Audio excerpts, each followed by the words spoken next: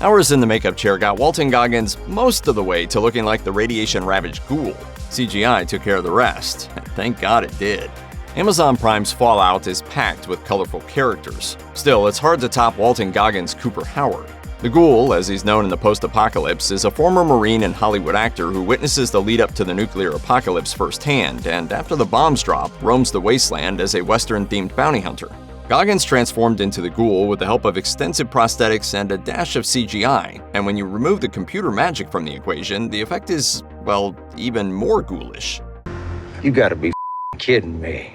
Of course, the actor didn't melt away his nose in real life, so it makes sense that the production had to remove it digitally. But for some reason, seeing Goggins in full Ghoul makeup with his nose poking out is somehow even more jarring than the skull-like, snifferless finished version of the character. The mountain of facial prosthetics he had to wear for the role initially took 5 hours to apply, although with practice they were able to drop that to 2 hours. Still, not exactly a walk in the apocalyptic park, and he was also hampered by the fact that all prosthetics limited his facial movements, and weren't especially nice to wear on hot days.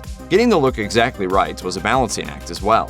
Going too grotesque risked losing the character's attraction for the audience, while toning down the mutilation too far could have just been underwhelming.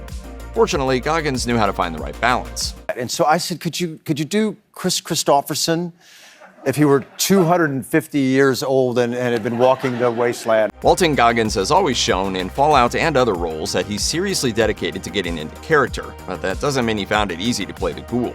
He said in an interview with GQ, "I had all of this profound insecurity going into playing the Ghoul because I didn't know what I was conveying emotionally. It was like driving a Ferrari and not knowing how it takes the curves." But after Fallout executive producer and director Jonathan Nolan convinced Goggins that he was doing fine wearing the Ghoul makeup, the actor relaxed, to the point that when he started filming scenes as Cooper Howard, he found it surprisingly difficult. Referring to working without the Ghoul prosthetics, he said, "I felt very vulnerable because I didn't have my armor on. All of a sudden, I'm just this guy that's in the world, about to experience for the audience and the rest of the people in this world what the end of the world looks like. I didn't anticipate how visceral it would be."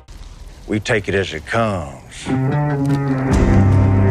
Still, he was relieved that he didn't have to endure the hours of makeup time. He said, "All of a sudden I didn't have this makeup on and I went to work and it only took me 15 minutes in the chair. I was so excited by that." Goggins essentially plays 2 incarnations of the same character. Well, 3 if you count the fact that he's also Vault Boy, which doesn't sound easy, especially when they're as radically different from each other as Cooper and the Ghoul. Still, regardless of the difficulties he encountered, Goggins clearly understood the assignment and delivered on both fronts.